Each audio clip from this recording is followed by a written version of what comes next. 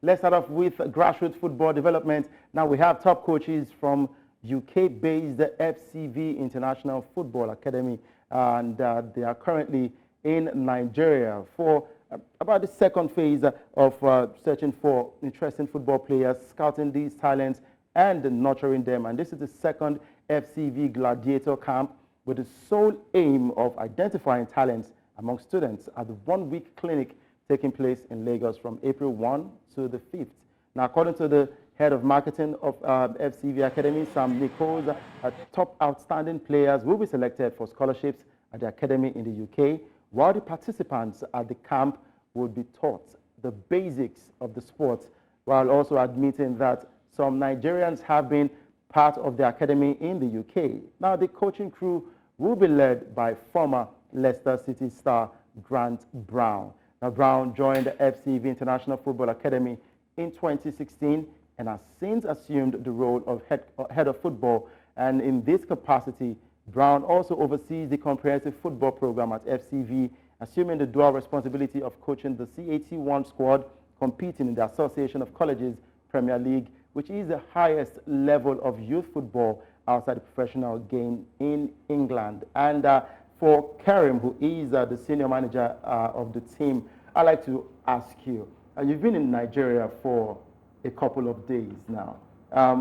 What would you say about the talents that you've seen when it comes to football in the country? Yes, it's the third day that we are in Nigeria, and first of all, I would like to say thank you to all Nigerian people because they have been so kind and so helpful to us since we've been here.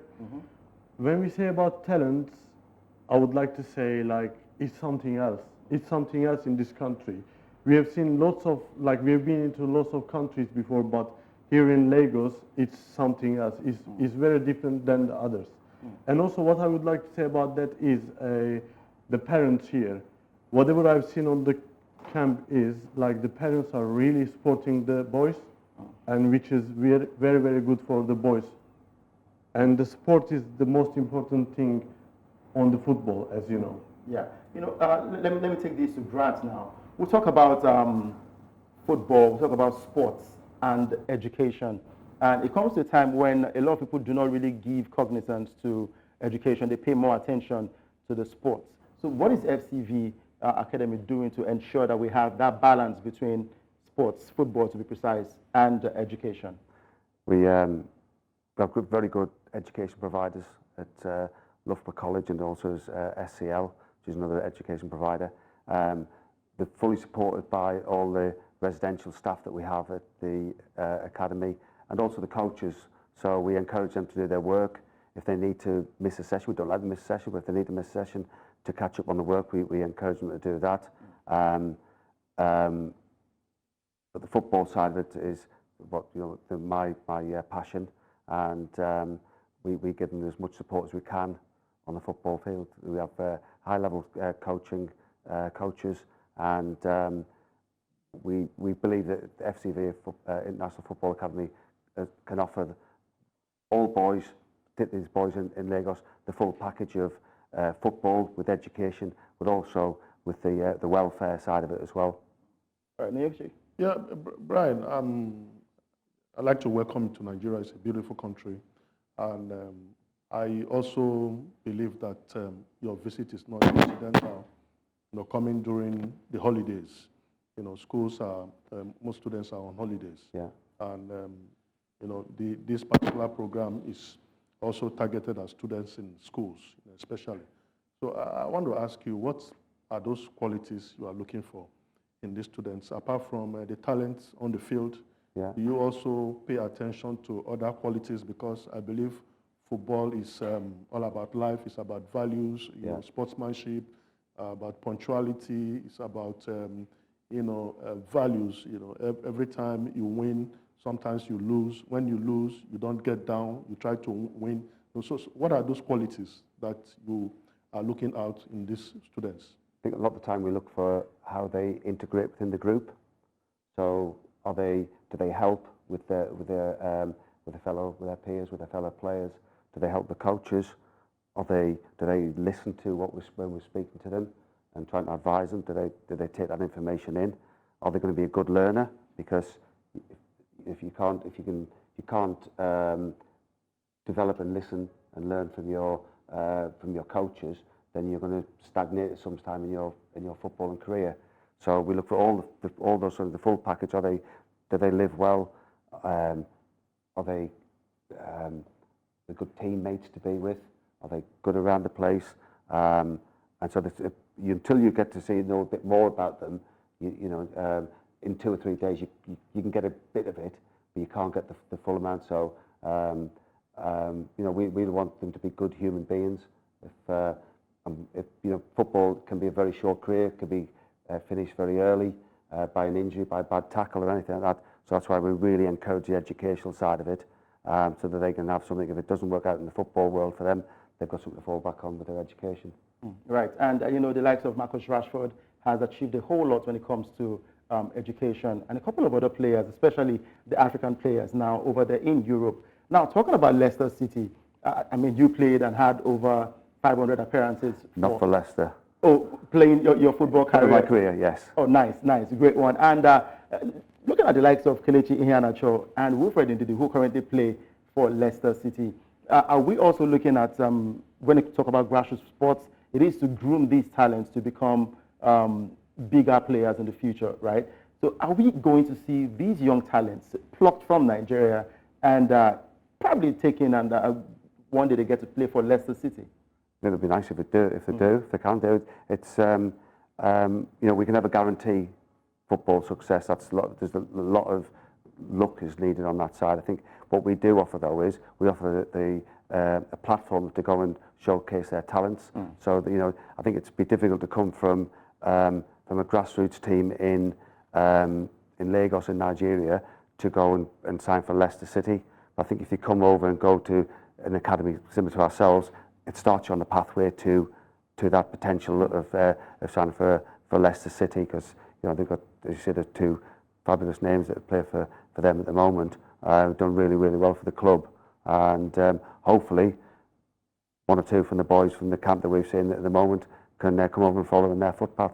Nice. Do you want to tell us about some of the training facilities that we'll get to see with FCV and also the partnership with the talents in Lagos? Yes, at FCV Academy back in UK, we have got a 11-a-side pitch with the training pitch, and then we have got a swimming pool, we have got sports hall, we have got on-site accommodation, which is very important for the boys, because when the accommodation is on site, they don't travel to somewhere else, and they are gaining time, and we are asking them to spend that time on the trainings, which is very important for their development. Yeah. Yes, we have been to Nigeria, and what I've noticed here is the most important thing is to improve on the football is the facilities, which we have got back in UK, and we can offer to the boys. Now, in terms of facility, I would rightly agree with you that in some African countries, they do not have the facilities to really help these talents grow. But when you watch them play football, you can also believe that they have amazing talents. So what else can we do apart from building these facilities? Because a lot of these young lads want to leave for greener pastures to play football. So what else can we do apart from improving on the facilities here in Africa? I think it's having a system with your coaches that to help develop the coaches as well. Certainly back at home, there's a lot of the grassroots coaches are parents or that have not got the relevant qualifications. I think if there was just something set up with the Nigerian FA or to have a coaching course and a coaching curriculum that the coaches could sign up to, start very basically and then build up through to being, to get to be a professional coach. I think that will help the grassroots football in general. That the standard will rise because the boys are getting taught from a younger age good habits and good tactical knowledge and tactical nous. I'm sure FCV International Academy has a lot of success stories. So I'm sure you want to take us through on that. Yeah, we've got at the moment we've got 2 lads training and playing with Notts County, who are in the League 2 in England, which is a good standard, really good standard. We've got a Nigerian boy that's training with some local, with some professional clubs as well. I can't say who he is just yet because it's a bit quiet. Got to keep it a bit quiet. Yeah. But we have had African boys that have gone on to play in Portugal, in other countries in Europe. So we have had a few successes. But a couple that play with English clubs. But it's a tough environment. It's a tough industry to get into, and you know, we pride ourselves that we've got those successes. But sometimes the success is getting boys through their education, getting boys to American universities, getting into English universities, and continue their education while still playing football. But that's success for us as well. All right. Yeah, Brian, I don't know if you have been to other parts of Africa. Have you, apart from Nigeria? Yeah, I've been to South Africa and I've been to Zimbabwe. Oh, okay. You've not been to West Africa, like Senegal, like Ghana, like Mali. You know, I just wanted to ask you what you have seen in these other African countries, you know, vis-a-vis the players in Europe, because we believe that, like the Brazilians, we are gifted in football. Like your country in England, you are taught how to play football. That here we have the talent, but maybe we don't have the facilities, you know, the discipline. You know, that's what is lacking. So I want to ask your opinion about this this issue. The discipline, I don't think is that much of an issue with the boys that we've experienced from Nigeria. They've all been good lads, good discipline, good footballers. So I don't think the issue with is as much with that is opportunities. I think it's typical for them. It's tough over here. The facilities, as we've mentioned. I think some of the football that we see at the moment, the pitches that we're playing on aren't anywhere near the standard of pitches that we get in the UK.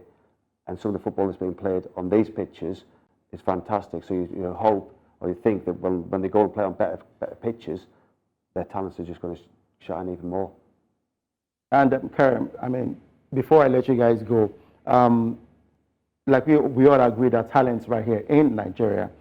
Would you want to give us a number of players? Have you selected anyone at all to leave the country? Yeah, I think we have already selected 2 of the boys. They are really good, and we have been following them since we came here.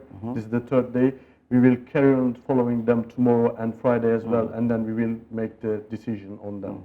Nice. And I also want to touch on one thing, because there's a tendency, Brown, when players get to leave a certain environment where things are not really working out for them, there's a tendency that they just might want to switch nationalities, pledge allegiance to another country. Yeah.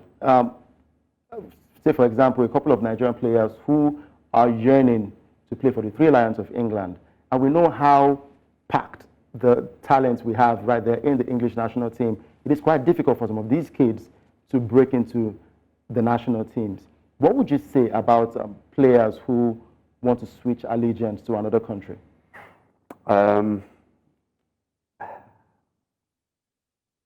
I think you should play for the country that you feel is your nationality. So if you were born and bred in Nigeria and you feel Nigerian, then I think you should play for Nigeria. I think if you're born and bred in England, and you should play for England. I think that I'm not a great fan of switching allegiances. Okay, before I let you go, is there anything you want to let us know? Probably just to thank the country on a whole about how they have welcomed us all. There's Liam and Ashley, our other 2 coaches who are with us, and we've all been treated so kindly, so warmly, and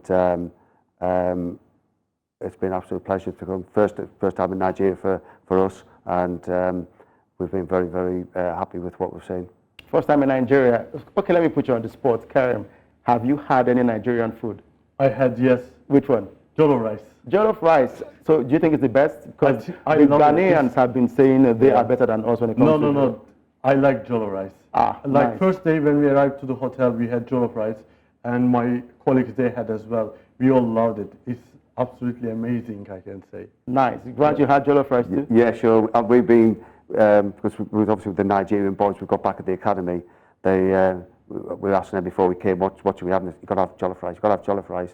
So I couldn't wait till we landed here. I had some on the plane over because that was one of the options on the meal. So I had that, loved it. I've had it again since, and yeah, big fans. We're going back, big fans of jollof rice. Can I suggest one more food to you? Yes, please. You should try eba. Eba, it's Gary eba. I think I've been told eba and soup today. Yes. Oh, nice. Yes. So you should try it. And pounded yam. Pounded yam. Pounded yam with a goosey soup. Okay. Yeah. Well, we have our colleagues that are helping us while we're here, and I'm sure they'll know what that is. So Right. they can remind us.